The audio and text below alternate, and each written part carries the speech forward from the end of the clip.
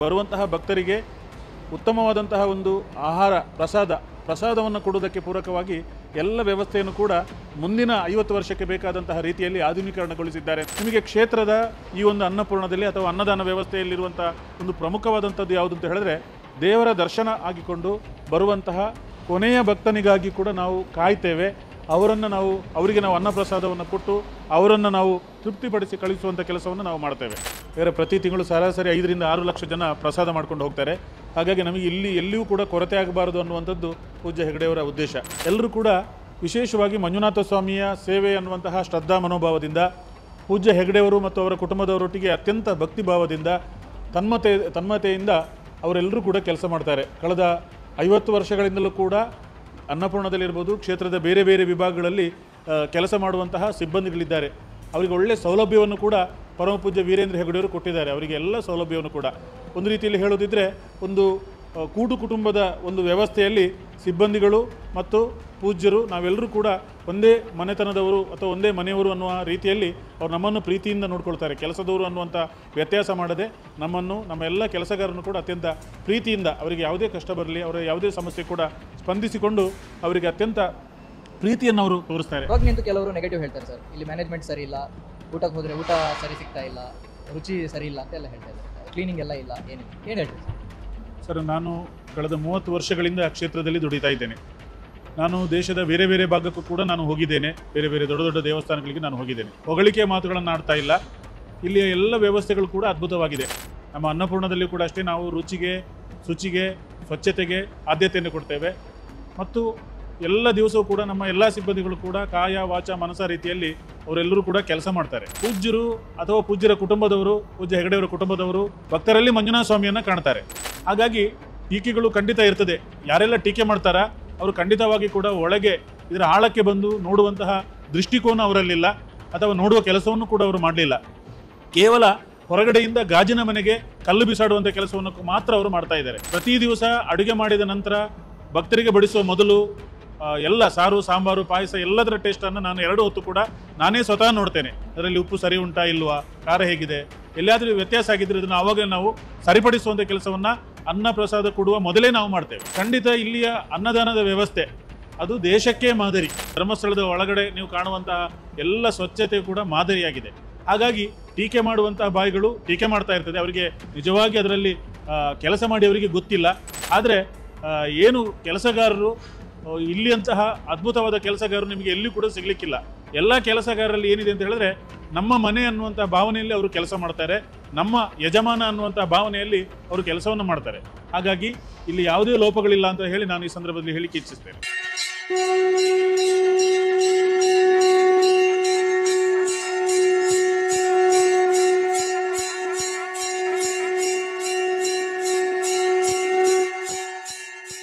ವೀಕ್ಷಕರೇ ನಮಸ್ಕಾರ. ಶ್ರೀ ಕ್ಷೇತ್ರ ಧರ್ಮಸ್ಥಳದ ಅನ್ನಪೂರ್ಣ ಅನ್ನಛತ್ರದ ವ್ಯವಸ್ಥಾಪಕರು ನಮ್ಮ ಜೊತೆ ಇದ್ದಾರೆ, ಬನ್ನಿ ಮಾತಾಡೋಣ. ನಮಸ್ಕಾರ, ನಾನು ಸುಬ್ರಹ್ಮಣ್ಯ ಪ್ರಸಾದ್ ಅಂತ. ಕಳೆದ 11 ವರ್ಷಗಳಿಂದ ನಾನು ಶ್ರೀ ಕ್ಷೇತ್ರ ಧರ್ಮಸ್ಥಳದ ಈ ಅನ್ನದಾನ ವಿಭಾಗದ ಮುಖ್ಯಸ್ಥನಾಗಿ ನಾನು ಕೆಲಸ ಮಾಡ್ತಾ ಇದ್ದೇನೆ. ಕ್ಷೇತ್ರದಲ್ಲಿ ಚತುರ್ದಾನ ಪರಂಪರೆಗಳು ಇಡೀ ಪ್ರಪಂಚಕ್ಕೆ ಗೊತ್ತಿರುವಂತಹ ಒಂದು ವಿಚಾರವಾಗಿದೆ. ಪರಮ ಪೂಜ್ಯ ಡಾಕ್ಟರ್ ವೀರೇಂದ್ರ ಹೆಗಡೆಯವರ ಮತ್ತು ಗೌರವಾನ್ವಿತ ಹರ್ಷೇಂದ್ರ ಕುಮಾರ್ ಅವರ ತುಂಬ ಆಸಕ್ತಿಯ ಒಂದು ಜಾಗ ಅಂತ ಹೇಳಿದ್ರೆ ಈ ಅನ್ನಪೂರ್ಣ ಛತ್ರ. ಕ್ಷೇತ್ರದಲ್ಲಿ ಮಂಜುನಾಥ ಸ್ವಾಮಿಯ ದರ್ಶನ ಭಾಗ್ಯವನ್ನು ಪಡೆದಂತಹ ಎಲ್ಲ ಭಕ್ತರು ಕೂಡ ಅನಂತರ ಬರುವಂತಹ ಜಾಗ ಯಾವುದು ಅಂತ ಹೇಳಿದ್ರೆ, ಕ್ಷೇತ್ರದ ಈ ಒಂದು ಅನ್ನಪೂರ್ಣಕ್ಕೆ ಬಂದು ಅನ್ನಪ್ರಸಾದವನ್ನು ಸ್ವೀಕಾರ ಮಾಡಿಕೊಂಡು ಹೋಗುವಂಥ ಈ ಒಂದು ಪವಿತ್ರವಾದಂತಹ ಜಾಗ.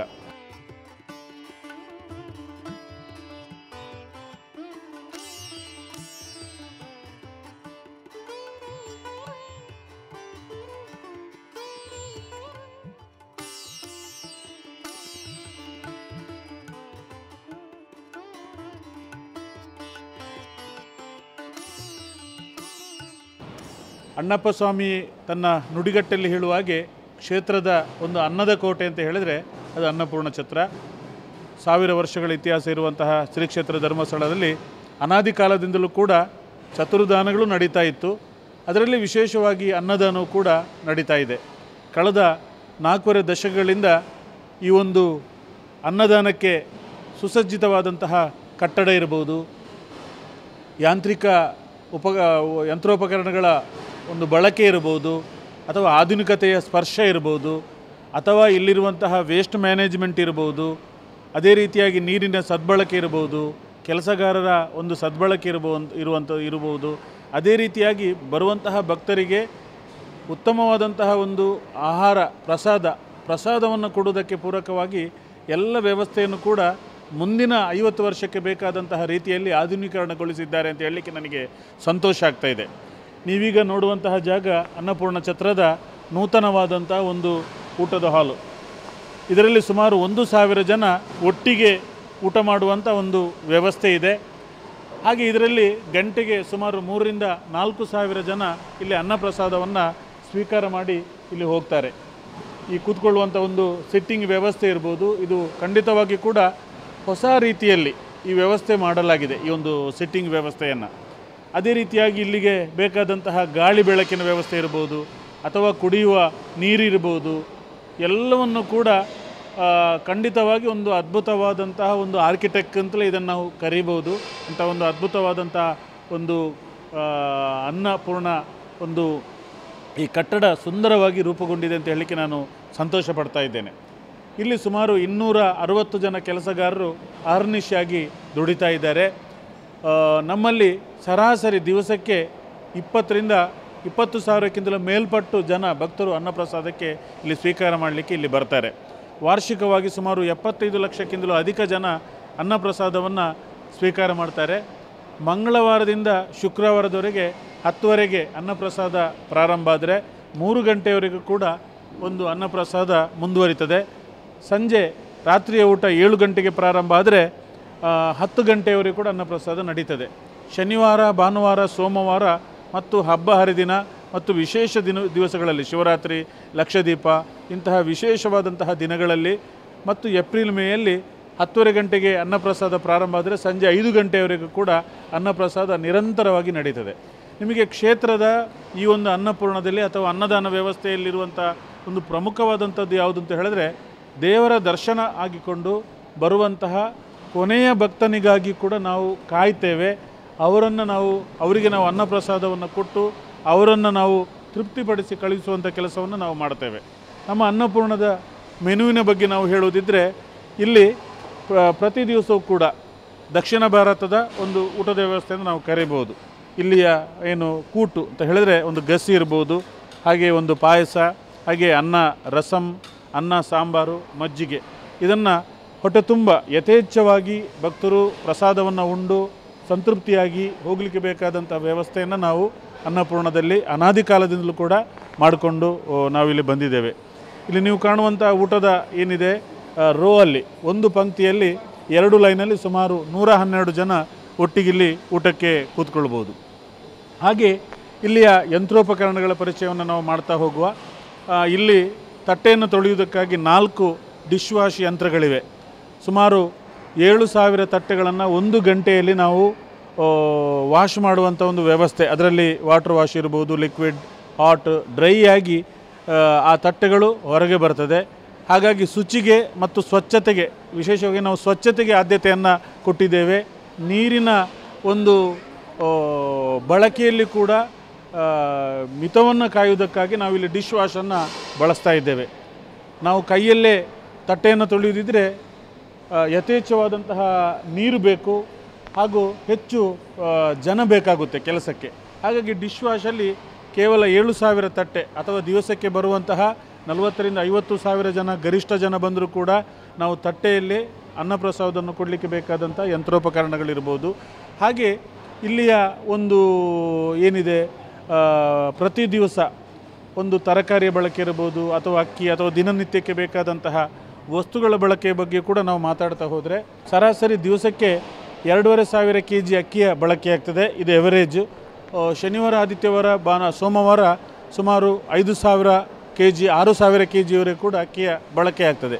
ಹಾಗೆ ದಿನಕ್ಕೆ ಸರಾಸರಿ 1,500 kgಯಷ್ಟು ತರಕಾರಿಯನ್ನು ನಾವು ಬಳಸ್ತೇವೆ. ಹಾಗೆ ನಿಮಗೆ ಇನ್ನೊಂದು ವಿಶೇಷ ಅಂತ ಹೇಳಿದರೆ, ಪ್ರತಿದಿನ ಇಲ್ಲಿ ಬಳಸಲಾಗುವಂಥ ಉಪ್ಪು ಎವರೇಜ್ 112 kg, ಕನಿಷ್ಠ 100 kg, ಗರಿಷ್ಠ 2 ಕ್ವಿಂಟಾಲ್. ಜನ ಜಾಸ್ತಿ ಇದ್ದರೆ ಜಾಸ್ತಿ ಕೂಡ ಇಲ್ಲಿ ಉಪ್ಪಿನ ಬಳಕೆ ಆಗ್ತದೆ. ಅದರಲ್ಲಿ ನಾವು ಏನು ಅಗಾಧತೆಯನ್ನು ನೀವು ಅರ್ಥ ಮಾಡಿಕೊಳ್ಬೋದು. ಹಾಗಾಗಿ 300 ಕೆ ಜಿಯಷ್ಟು ಬೆಲ್ಲ, 200 ಕೆ ಜಿಯಷ್ಟು ತೊಗರಿಬೇಳೆ, 600 ಲೀಟ್ರಷ್ಟು ಮಜ್ಜಿಗೆ, 500 ತೆಂಗಿನಕಾಯಿಯ ಬಳಕೆ ಪ್ರತಿ ದಿವಸ ಇಲ್ಲಿ ಮಾಡಲಾಗ್ತದೆ. ಹಾಗೆ ತರಕಾರಿ ಕಟ್ಟಿಂಗ್ ಯಂತ್ರಗಳಿರ್ಬೋದು, ತರಕಾರಿ ವಾಶ್ ಮಾಡುವಂಥದ್ದಿರ್ಬೋದು, ಹಾಗೆ ತರಕಾರಿಯ ಸಿಪ್ಪೆ ತೆಗೆಯುವಂಥ ಪೀಲರ್ ಯಂತ್ರಗಳಿರ್ಬೋದು, ಹೀಗೆ ಫ್ಲೋರ್ ವಾಶ್ ಮೆಷಿನ್ ಇರ್ಬೋದು, ಹೀಗೆ ಬೇರೆ ಬೇರೆ ಯಂತ್ರೋಪಕರಣಗಳ ಬಳಕೆಯನ್ನು ಕೂಡ ಇಲ್ಲಿ ಮಾಡ್ತೇವೆ. 70% ಮಾನವ ಸಂಪನ್ಮೂಲವಾದರೆ 30% ಇಲ್ಲಿ ಯಂತ್ರಗಳ ಬಳಕೆಯನ್ನು ನಾವು ಇಲ್ಲಿ ಮಾಡ್ತೇವೆ. ನೀವಿಲ್ಲಿ ಕಾಣ್ಬೋದು, ಕಟ್ಟಡದ ಮೇಲ್ಭಾಗದ ಈ ಭಾಗದಿಂದ ವೇಸ್ಟನ್ನು ನಾವು ಹಾಕಿದರೆ ಗ್ರೌಂಡ್ ಫ್ಲೋರಲ್ಲಿ ಟ್ರ್ಯಾಲಿ ಇದೆ, ಆ ಟ್ರ್ಯಾಲಿಗೆ ಹೋಗಿ ಬೀಳ್ತದೆ. ಪ್ರತಿ ದಿವಸ ಸುಮಾರು 1000 ಕೆ ಜಿಯಷ್ಟು ವೇಸ್ಟೇಜ್ ಇಲ್ಲಿ ಸಿಗುತ್ತೆ. ಅದನ್ನು ನಾವು ಡಿಕಂಪೋಸ್ಟ್ ಮಾಡಿ ಎರೆಗೊಬ್ಬರವು ಕೂಡ ಸುಮಾರು 3000 ಕೆ ಜಿಯಷ್ಟು ಎರೆಗೊಬ್ಬರ ಇಲ್ಲಿ ಪ್ರತಿ ತಿಂಗಳು 3000 ಕೆ ಜಿಯಷ್ಟು ಎರೆಗೊಬ್ಬರ ಸಿಗ್ತದೆ. ಆ ಎರೆಗೊಬ್ಬರವನ್ನು ಕೃಷಿಗೆ ಬಳಕೆ ಮಾಡುವಂಥ ಒಂದು ವ್ಯವಸ್ಥೆ ಇದೆ, ಕೃಷಿಗೆ ಬಳಕೆ ಮಾಡುವಂಥದ್ದು. ಇದು ಡಂಪಿಂಗ್ ಯಾರ್ಡು. ಇಲ್ಲಿ ನಾವು ವೇಸ್ಟೇಜನ್ನು ಹಾಕಿದರೆ ಇದು ಗ್ರೌಂಡ್ ಫ್ಲೋರಲ್ಲಿರುವಂತಹ ಟ್ರ್ಯಾಲಿಗೆ ಹೋಗಿ ಈ ವೇಸ್ಟ್ ಹೋಗಿ ಬೀಳ್ತದೆ. ಅಂಥ ವಿನ್ಯಾಸವನ್ನು ಇಲ್ಲಿ ಮಾಡಲಾಗಿದೆ. ಹಾಗೆ ತರಕಾರಿಯ ವೇಸ್ಟು ಕೂಡ ಹಾಗೆ, ಅದನ್ನು ಕೂಡ ನಾವು ಡಿಕಂಪೋಸ್ಟ್ ಯೂನಿಟಿಗೆ ಕಳಿಸಿ ಅಲ್ಲಿ ನಾವು ಏನು ಡಿಕಂಪೋಸ್ಟನ್ನು ಮಾಡಿ ಎರೆಹುಳಕ್ಕೆ ಆಹಾರವಾಗಿ ಅದನ್ನು ಕೊಟ್ಟು ಎರೆಗೊಬ್ಬರ ಮಾಡುವಂಥದ್ದು. ದಿವಸಕ್ಕೆ ಸುಮಾರು 2 ಲಕ್ಷ ಲೀಟ್ರಷ್ಟು ನೀರು ಬೇಕು. ಆ ನೀರು ಕೂಡ ಬಳಕೆಯಾದ ಮೇಲೆ ಇಲ್ಲಿಯ ಎಲ್ಲ ನೀರುಗಳು ಕೂಡ STPಗೆ ಹೋಗ್ತದೆ. ಅಲ್ಲಿ ರೀಸೈಕಲ್ ಆಗಿ ಕೃಷಿಗೆ ಅದನ್ನು ಮರುಬಳಕೆ ಮಾಡುವಂಥ ಒಂದು ದೊಡ್ಡದಾದಂಥ ಒಂದು ಯೂನಿಟ್ ಇಲ್ಲಿದೆ. ಹಾಗೆ ನಾವು ಮುಂದಕ್ಕೆ ಹೋಗುವ. ನೀವಿಲ್ಲಿ ಕಾಣುವಂಥದ್ದು ಡಿಶ್ ವಾಶ್ ಯಂತ್ರಗಳು, IFB ಕಂಪನಿಯ 2 ಮಿಷಿನ್ಗಳು ಇಲ್ಲಿ ಮೇಲ್ಭಾಗದ ಈ ಊಟದ ಹಾಲಲ್ಲಿದೆ. ಹಾಗೆ ಕೆಳಗಡೆ ಕೂಡ 2 ಡಿಶ್ ವಾಶ್ ಯಂತ್ರಗಳಿವೆ. ಇಲ್ಲಿ ಮೊದಲಿಗೆ ಫ್ರೀ ವಾಶನ್ನು ಮಾಡಿ ಆನಂತರ ಈ ರೀತಿಯಾಗಿ ಕ್ರೇಟಲ್ಲಿ ಪ್ಲೇಟನ್ನು ಕೊಡ್ತಾರೆ. ಪ್ಲೇಟುಗಳು ಕ್ರೇಟ್ ಸಮೇತ ಒಳಗೆ ಹೋಗ್ತದೆ. ಅಲ್ಲಿ ವಾಟರ್ ವಾಶ್, ಲಿಕ್ವಿಡ್ ಏನಿದೆ ಲಿಕ್ವಿಡ್ ವಾಶ್ ಆಗಿ, ಹಾಟ್ ವಾಟ್ರಲ್ಲಿ ಅದು ವಾಶ್ ಆಗಿ, ಆಮೇಲೆ ಡ್ರೈ ಆಗಿ 1 ನಿಮಿಷದ ಒಳಗಡೆ ಅದು ಹೊರಗೆ ಬರ್ತದೆ. ಹಾಗಾಗಿ ಇದರಿಂದ ನೀರಿನ ಸದ್ಬಳಕೆ ಮತ್ತು ಮಿತಿಯಾದ ಬಳಕೆ ಮತ್ತು ಇಲ್ಲಿ ಬರುವಂಥ ಭಕ್ತರಿಗೆ ಮತ್ತೊಮ್ಮೆ ಆ ಪ್ಲೇಟನ್ನು ನಾವು ಅತ್ಯಂತ ಸ್ವಚ್ಛವಾಗಿ ಅದನ್ನು ಕೊಡುವಂಥ ಒಂದು ಒಳ್ಳೆಯ ಅವಕಾಶ ಇಲ್ಲಿ ಇದೆ. ನೀವು ನೋಡ್ಬೋದು ಇಲ್ಲಿ ತಟ್ಟೆ ಎಷ್ಟು ಬಿಸಿಯಾಗಿದೆ ಅಂತ ಕೂಡ ನೀವು ನೋಡ್ಬೋದು. ತುಂಬ ಬಿಸಿ ಅನುಭವವನ್ನು ನೀವು ಪಡೆಯಬಹುದು. ಅಂಥ ಒಂದು ಉತ್ತಮವಾದಂಥ ವ್ಯವಸ್ಥೆ ಇದೆ. ಅನ್ನವನ್ನು ಬಡಿಸುವಂಥ ಒಂದು ಟ್ರಯಲಿಗಳಿವೆ.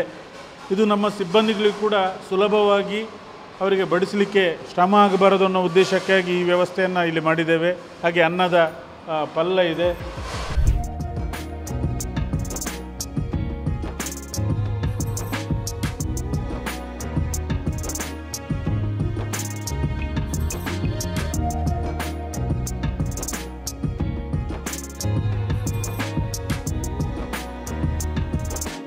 ಡಿಶ್ ವಾಶ್ ಯಂತ್ರಗಳಿವೆ. ಕೆಳಗಡೆ ಕೂಡ ಡಿಶ್ ವಾಶ್ ಯಂತ್ರಗಳಿವೆ. ಸುಮಾರು 15 ವರ್ಷ ಹಳೆಯದಾದಂಥ ಯಂತ್ರ. ಇದು ಕೂಡ ಗಂಟೆಗೆ 3500 ಪ್ಲೇಟನ್ನು ಆಟೋಮೆಟಿಕ್ ಆಗಿ ಇದು ವಾಶ್ ಮಾಡ್ತದೆ. ಇಲ್ಲಿ ಕೂಡ ಹಾಗೆ ಮೊದಲಿಗೆ ಫ್ರೀ ವಾಶ್ ವ್ಯವಸ್ಥೆ ಇದೆ. ಅಲ್ಲಿಂದ ಫ್ರೀ ವಾಶ್ ಆದ ಮೇಲೆ ಕ್ರೇಟಲ್ಲಿ ತಟ್ಟೆಯನ್ನು ಕೊಡ್ತಾರೆ.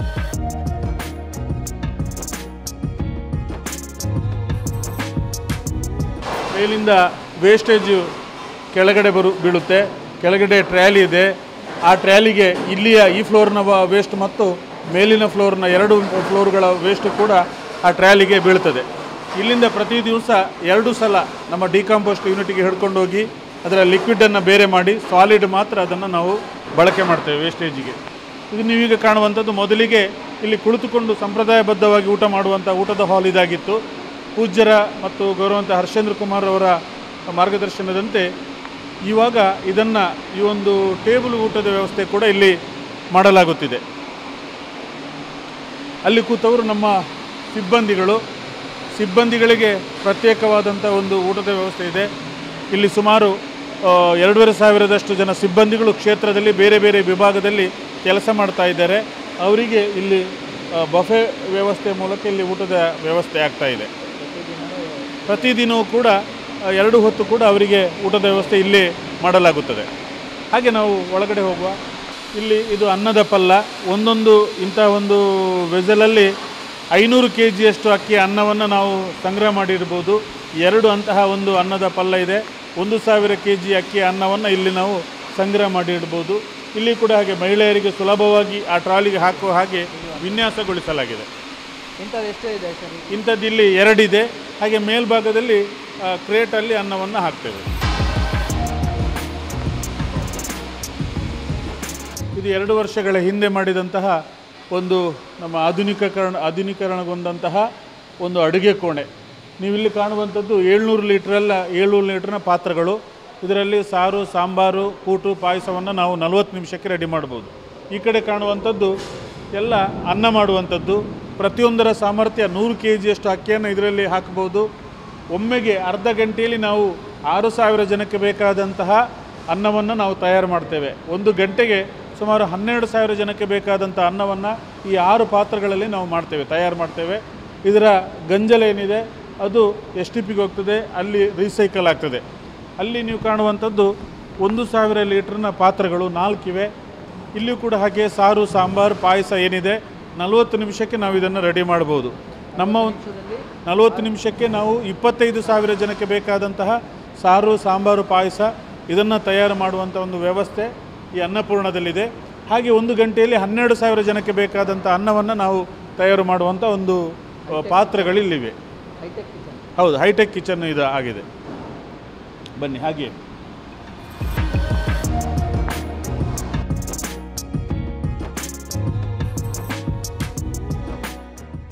ಇಲ್ಲಿ ಕಾಣುವಂಥದ್ದು ಅಕ್ಕಿ ತೊಳೆಯುವಂತಹ ಯಂತ್ರಗಳು. 2 ಮೆಷಿನ್ಗಳಿವೆ. ಈ 2 ಮೆಷಿನಲ್ಲಿ ನಾವು ಗಂಟೆಗೆ ಸುಮಾರು 12 ಕ್ವಿಂಟಲ್ ಅಕ್ಕಿಯನ್ನು ನಾವು ಇಲ್ಲಿ ತೊಳಿಬೋದು ಆಟೋಮೆಟಿಕ್ಕಾಗಿ. ಇದರಲ್ಲಿ ಒಂದು ಪಾತ್ರಕ್ಕೆ ಒಮ್ಮೆಗೆ 50 kg ಅಕ್ಕಿಯನ್ನು ಹಾಕ್ತೇವೆ. 6 ನಿಮಿಷದ ಬ್ಯಾಚಲ್ಲಿ 1 ಕ್ವಿಂಟಾಲ್ ಅಕ್ಕಿಯನ್ನು ನಾವು ಇಲ್ಲಿ ವಾಶ್ ಮಾಡ್ಬೋದು. ಇದರಿಂದ ಏನು ಪ್ರಯೋಜನ ಅಂತ ಹೇಳಿದ್ರೆ, ಮೊದಲು ಬಾಣಲೆಯಲ್ಲಿ ಅಕ್ಕಿಯನ್ನು ತೊಳೆಯುವಂಥ ವ್ಯವಸ್ಥೆ ಇತ್ತು ನಮ್ಮ ಹಳ್ಳಿಗಳಲ್ಲಿ ಅಥವಾ ಬೇರೆ ಕಡೆಯಲ್ಲಿ. ಈಗಲೂ ಕೂಡ ಪಾತ್ರದಲ್ಲಿ ಅಕ್ಕಿ ತೊಳಿತೇವೆ. ಅದರಿಂದ ಹೆಚ್ಚು ನೀರು ವೇಸ್ಟ್ ಆಗುತ್ತೆ. ಆದರೆ ಈ ಒಂದು ಯಂತ್ರದ ಮೂಲಕ ಕಡಿಮೆ ನೀರಲ್ಲಿ ಹೆಚ್ಚು ನಾವು ಅಕ್ಕಿಯನ್ನು ತೊಳೆಯಬಹುದು ಮತ್ತು ನೀರಿನ ಬಳಕೆಯಲ್ಲಿ ಕೂಡ ನಾವು ಕಡಿಮೆ ಮಾಡ್ಬೋದು ಬಳಕೆಯನ್ನು. ಈ ಕಡೆ ಕಾಣುವಂಥದ್ದು ಪಲ್ವರೈಸರ್ ಅಂತ, ಇನ್ಸ್ಟಂಟ್ ಮಸಾಲ ಗ್ರೈಂಡರ್. ನಾವು ಮಸಾಲವನ್ನು ಅದರಲ್ಲಿ ಹಾಕಿದರೆ ಗ್ರೇವಿಯಾಗಿ 10 ಸೆಕೆಂಡಲ್ಲಿ ಹೊರಗೆ ಬರ್ತದೆ. ಆ ಕಡೆ ಗ್ರೈಂಡರ್ ಇದೆ. ಹಾಗೆ ತೆಂಗಿನಕಾಯಿ ತುರಿಯುವಂತಹ ಒಂದು ಯಂತ್ರಗಳು ಕೂಡ ಇದೆ. ಈ ಮೆಷಿನ್ ಬಂದು 2 ವರ್ಷ ಆಯಿತು. 2 ವರ್ಷಗಳ ಹಿಂದೆ ಈ ಮೆಷಿನನ್ನು ನಾವು ಬಳಕೆ ಮಾಡಿದ್ದೇವೆ. ಇದೆಲ್ಲವೂ ಕೂಡ ಕಸ್ಟಮೈಸ್ಡೇ ಆಗಿದೆ. ಇಲ್ಲಿಯ ಗಾತ್ರಕ್ಕೆ ಸರಿಯಾಗಿ, ಇಲ್ಲಿಯ ವ್ಯವಸ್ಥೆಗೆ ಸರಿಯಾಗಿ ಇದೆಲ್ಲವೂ ಕೂಡ ಮೆಷಿನ್ಗಳನ್ನು ಕೂಡ ಇಲ್ಲಿಗಾಗಿ ಅದನ್ನು ಮಾಡಲಾಗಿದೆ. ಮತ್ತು ಉಡುಪಿಯ ಗಣೇಶ್ ರಾವ್ ಅವರ ಒಂದು ನೇತೃತ್ವದಲ್ಲಿ ಅವರ ಒಂದು ಸಂಶೋಧನೆಯ ಪ್ರಕಾರವಾಗಿ ಎಲ್ಲ ಯಂತ್ರೋಪಕರಣಗಳು ಕೂಡ ಬಂದಿವೆ.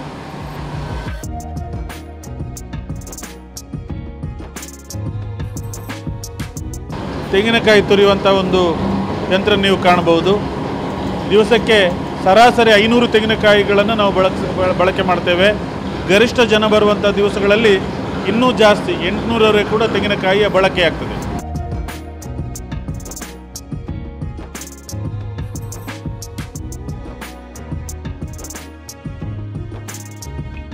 ಇವರು ರಾಜು ಸಪಲ್ಯ ಅಂತ ಕಳೆದ 45 ವರ್ಷಗಳಿಂದ ನಮ್ಮ ಅನ್ನಪೂರ್ಣದಲ್ಲಿ ಕೆಲಸ ಮಾಡ್ತಾ ಇದ್ದಾರೆ. ಆರಂಭದಲ್ಲಿ ಬಡಿಸುವ ಕೆಲಸಕ್ಕೆ ಸೇರಿದಂಥದ್ದು. ಇವಾಗ ನಮ್ಮ ಅನ್ನಪೂರ್ಣ ಛತ್ರದಲ್ಲಿ 7 ಜನ ಮೇಲ್ವಿಚಾರಕರಲ್ಲಿ ಇವರು ಕೂಡ ಒಬ್ಬರು, ಇವರು ಕೂಡ ಮೇಲ್ವಿಚಾರಕರಾಗಿ ಕೆಲಸ ಮಾಡ್ತಾ ಇದ್ದಾರೆ. ಇಲ್ಲಿ ರೊಟೇಷನ್ ಮಾದರಿ ಇದೆ. ರೊಟೇಷನ್ ಮಾದರಿ ಅಂತ ಹೇಳಿದ್ರೆ ಪ್ರತಿ ತಿಂಗಳಿಗೊಮ್ಮೆ ಇಲ್ಲಿಯ ಎಲ್ಲ ಮೇಲ್ವಿಚಾರಕರ ಕೆಲಸಗಳು ಕೂಡ ಬದಲಾಗ್ತದೆ.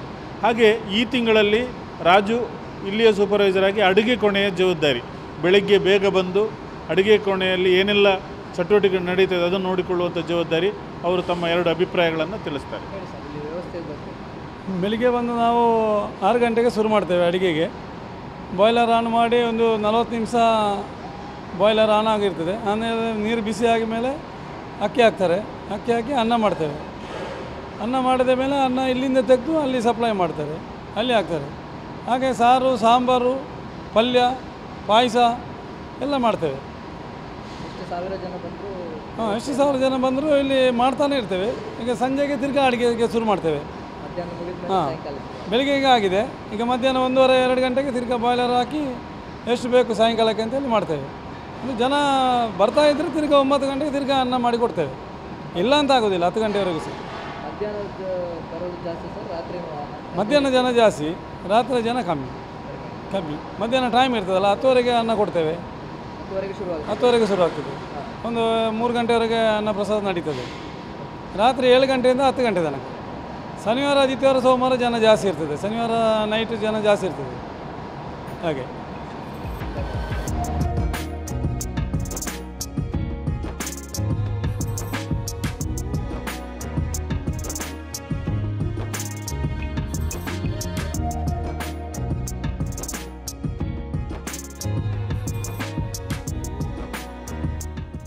ಕೋಲ್ಡ್ ಸ್ಟೋರೇಜ್ ಸುಮಾರು 200 ಕ್ವಿಂಟಾಲ್ ಸಾಮರ್ಥ್ಯದ ಕೋಲ್ಡ್ ಸ್ಟೋರೇಜ್ ಇದೆ. ಬಂದಂತಹ ತರಕಾರಿಯನ್ನು ಇಲ್ಲಿ ನಾವು ಸ್ಟಾಕ್ ಇಟ್ಟುಕೊಳ್ತೇವೆ. ಸುಮಾರು 1 ತಿಂಗಳವರೆಗೆ ಕೂಡ ನಾವು ಬಳಸಿಕೊಳ್ಳುವಂಥ ಇಲ್ಲಿ ಅವಕಾಶಗಳಿವೆ. ಹಾಗೆ ಒಳಗಡೆ ನೀವು ಬಂದರೆ ಯಾವ ತರಕಾರಿಯ ಒಂದು ಪೀರಿಯಡ್ಸ್ ಎಷ್ಟು ಸಮಯ ಆಯಿತು, 1 ವಾರದ್ದು, 10 ದಿವಸದ್ದು, 20 ಡೇಸದ್ದು, 15 ಡೇಸಿಗೆ ಬೈಫರ್ಕೇಷನ್ ಮಾಡಿ ಆ ತರಕಾರಿಗಳನ್ನು ಬಳಕೆ ಮಾಡುವಲ್ಲಿ ನಾವು ಆ ರೀತಿಯ ಒಂದು ತಂತ್ರಗಾರಿಕೆಯನ್ನು ಇಲ್ಲಿ ಬಳಸ್ತೇವೆ. ಎಲ್ಲ ಹೌದು, ಎಲ್ಲ ಕ್ರೇಟಿನ ಮೇಲೆ ಕೂಡ ಎಷ್ಟು ದಿನ ಆಯಿತು ತಂದು ಅಲ್ಲಿ ಇನ್ಫಾರ್ಮೇಷನ್ ಇದೆ.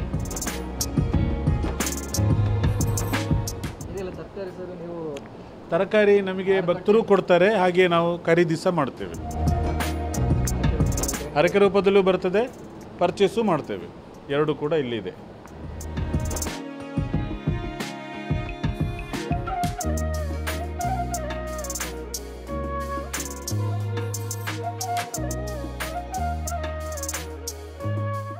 ಇಲ್ಲಿ ನೀವು ಕಾಣುವಂಥದ್ದು ತರಕಾರಿಯನ್ನು ತೊಳೆಯುವಂಥ ಒಂದು ಯಂತ್ರ. ಗಂಟೆಗೆ ಸುಮಾರು 600ರಿಂದ 700 kgಯಷ್ಟು ತರಕಾರಿಯನ್ನು ಇಲ್ಲಿ ನಾವು ಆಟೋಮೆಟಿಕ್ಕಾಗಿ ವಾಶ್ ಮಾಡ್ಬೋದು. ಹಾಗೆ ಇಲ್ಲಿ ಕಾಣುವಂಥದ್ದು ಪೀಲರ್. ಬಟಾಟೆ ಆಲೂಗಡ್ಡೆ ಇರ್ಬೋದು, ಅಥವಾ ಈರುಳ್ಳಿ ಇರ್ಬೋದು, ಬೀಟ್ರೂಟ್ ಇರ್ಬೋದು, ಎಲ್ಲ ತರಕಾರಿಗಳನ್ನು ಅದು ವಾಶು ಮಾಡುತ್ತೆ. ಹಾಗೂ ಅದರ ಸಿಪ್ಪೆ ಕೂಡ ತೆಗೆಯುವಂಥ ಒಂದು ಮೆಷಿನ್. ಒಂದು 6 ನಿಮಿಷದಲ್ಲಿ, 5ರಿಂದ 6 ನಿಮಿಷದಲ್ಲಿ ಅದು ಸಿಪ್ಪೆ ತೆಗೆದು ಕ್ಲೀನಾಗಿ ವಾಶ್ ಆಗಿ ಹೊರಗೆ ಬರುತ್ತೆ. ಹಾಗೆ ಅಲ್ಲಿ ಕಾಣುವಂಥದ್ದು 2 ತರಕಾರಿ ಕಟ್ಟಿಂಗ್ ಮಿಷಿನ್. ಗಂಟೆಗೆ 2 ಮಿಷಿನಲ್ಲಿ ಸುಮಾರು 1500 kgಯಷ್ಟು ತರಕಾರಿಯನ್ನು ಕಟ್ ಮಾಡ್ಬೋದು.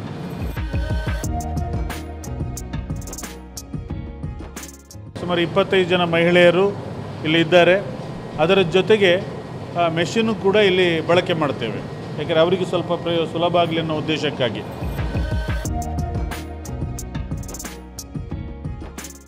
ನೀವು ಕಾಣಬಹುದು, ನಮ್ಮ ಹಳೆಯ ಪದ್ಧತಿಯಲ್ಲಿ ಮೆಟ್ಟುಗತ್ತಿಯಿಂದ ನಾವು ಕರಿತೇವೆ. ಆ ಮೆಟ್ಟುಗತ್ತಿಯಲ್ಲಿ ಅವರು ಸಿಪ್ಪೆ ತೆಗೆಯುವಂಥದ್ದು ಮತ್ತು ತರಕಾರಿಯನ್ನು ಕಟ್ ಮಾಡುವಂಥ ಕೆಲಸವನ್ನು ಅವರು ಮಾಡ್ತಾರೆ ಅಂತ ಒಂದು ಇದಿದೆ.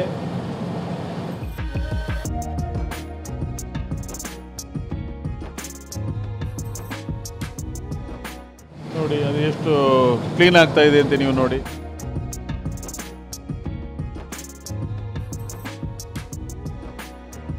ನೋಡಿ, ಬಟಾಟೆ ಆಲೂಗಡ್ಡೆಯ ಸಿಪ್ಪೆ ತೆಗೆದು ವಾಶ್ ಆಗಿ ಹೊರಗೆ ಬಂದಂಥ ಒಂದು ಆಲೂಗಡ್ಡೆ. ಇನ್ನು ಅದರಲ್ಲಿ ಒಳ್ಳೆಯದು ಮತ್ತು ಕೆಟ್ಟದ್ದು ಯಾವುದನ್ನು ನೋಡಿ ಪ್ರತ್ಯೇಕ ಮಾಡಿ ಒಳ್ಳೆಯದನ್ನು ಮಾತ್ರ ನಾವು ಅದನ್ನು ಯೂಸ್ ಮಾಡ್ತೇವೆ.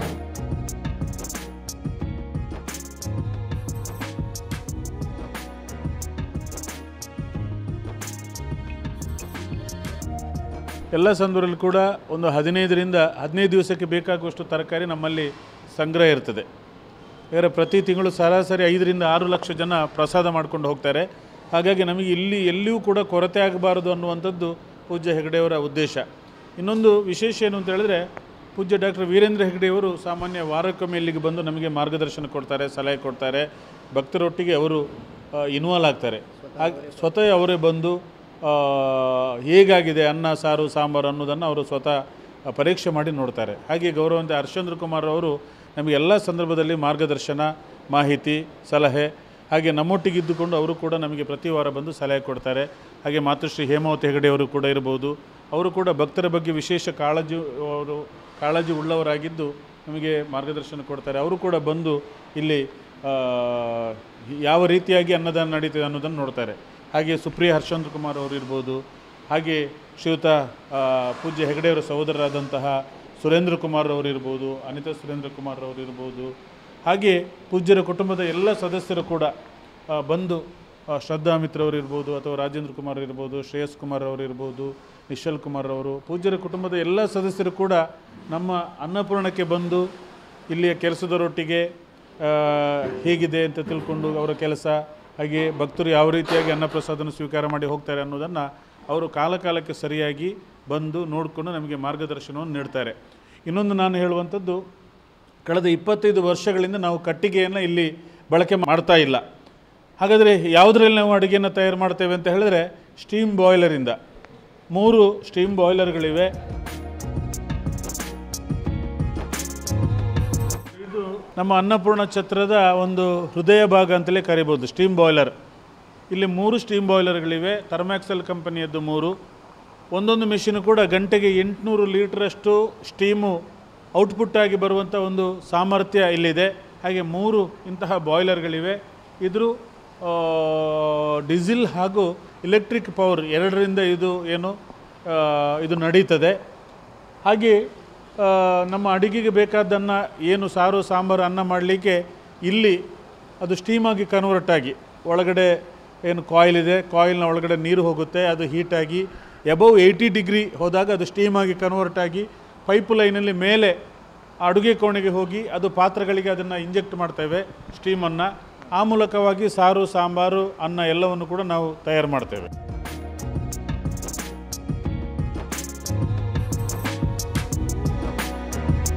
ನಮ್ಮ ಎಲ್ಲ ಕೆಲಸಗಾರರು ಕೂಡ ಹಾಗೆ ಎಲ್ಲರೂ ಕೂಡ ವಿಶೇಷವಾಗಿ ಮಂಜುನಾಥ ಸ್ವಾಮಿಯ ಸೇವೆ ಅನ್ನುವಂತಹ ಶ್ರದ್ಧಾ ಮನೋಭಾವದಿಂದ, ಪೂಜ್ಯ ಹೆಗಡೆಯವರು ಮತ್ತು ಅವರ ಕುಟುಂಬದವರೊಟ್ಟಿಗೆ ಅತ್ಯಂತ ಭಕ್ತಿಭಾವದಿಂದ ತನ್ಮತೆಯಿಂದ ಅವರೆಲ್ಲರೂ ಕೂಡ ಕೆಲಸ ಮಾಡ್ತಾರೆ. ಕಳೆದ 50 ವರ್ಷಗಳಿಂದಲೂ ಕೂಡ ಅನ್ನಪೂರ್ಣದಲ್ಲಿರ್ಬೋದು, ಕ್ಷೇತ್ರದ ಬೇರೆ ಬೇರೆ ವಿಭಾಗಗಳಲ್ಲಿ ಕೆಲಸ ಮಾಡುವಂತಹ ಸಿಬ್ಬಂದಿಗಳಿದ್ದಾರೆ.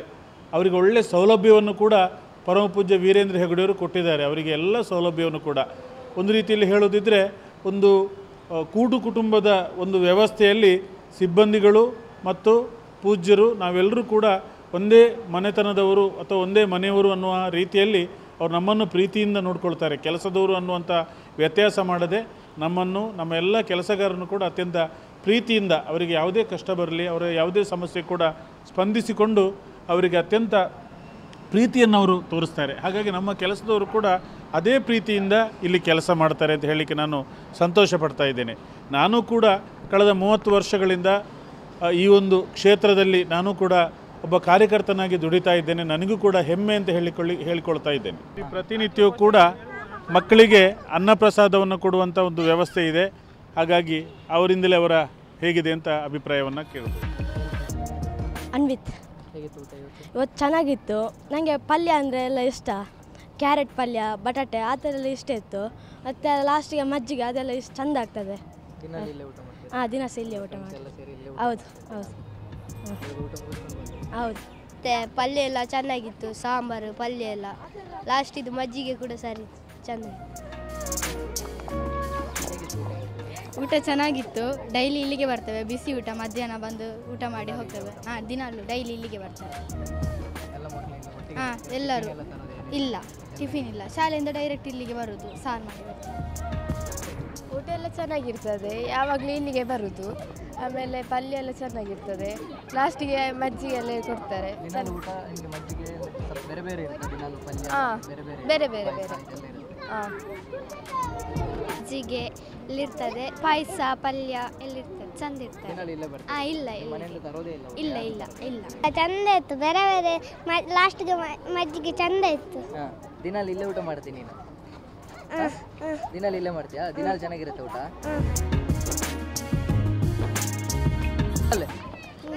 ಊಟ ಚೆನ್ನಾಗಿತ್ತ ಇವತ್ತು? ಚೆನ್ನಾಗಿತ್ತು. ಏನೆಲ್ಲ ಇತ್ತು ಇವತ್ತು ಊಟಕ್ಕೆ? ಮಜ್ಜಿಗೆ, ಸಾಂಬಾರು, ಊಟ ಎಲ್ಲ ಇತ್ತು. ಚೆನ್ನಾಗಿತ್ತು ಊಟ? ಪಾಯಸ ಚೆನ್ನಾಗಿತ್ತಾ? ಎಷ್ಟು ಸಲ ತಗೊಂಡೆ? ನಾನು ಪಾಯಸ ಒಂದು ಚೆನ್ನಾಗಿತ್ತು. ಪಲ್ಯ, ಸಾಂಬಾರು ಮತ್ತೆ ಪಾಯಸ, ಊಟ, ಮಜ್ಜಿಗೆ ಎಲ್ಲ ಇತ್ತು. ದಿನಾಲು ಇಲ್ಲೇ ಊಟ ಮಾಡ್ತೀರಾ? ಮನೆಯಲ್ಲಿ ಏನು ತರುವುದಿಲ್ಲ. ಇವತ್ತು ಚೆನ್ನಾಗಿತ್ತು. ಮತ್ತೆ ನಿನ್ನೆ ಸಹ ಚೆನ್ನಾಗಿತ್ತು. ಎಷ್ಟನೇ ಕ್ಲಾಸು? 4ನೇ ತರಗತಿ. 4ನೇ ಕ್ಲಾಸಾ? ಏನು ಊಟ ಮಾಡಿದ್ವಿ ಇವತ್ತು? ಇವತ್ತು ಪಾಯಸ, ಪಲ್ಯ, ಸಾಂಬಾರು, ಅನ್ನ. ಚೆನ್ನಾಗಿತ್ತು ಊಟ? ದಿನಾಲು ಚೆನ್ನಾಗಿರುತ್ತೆ ಊಟ?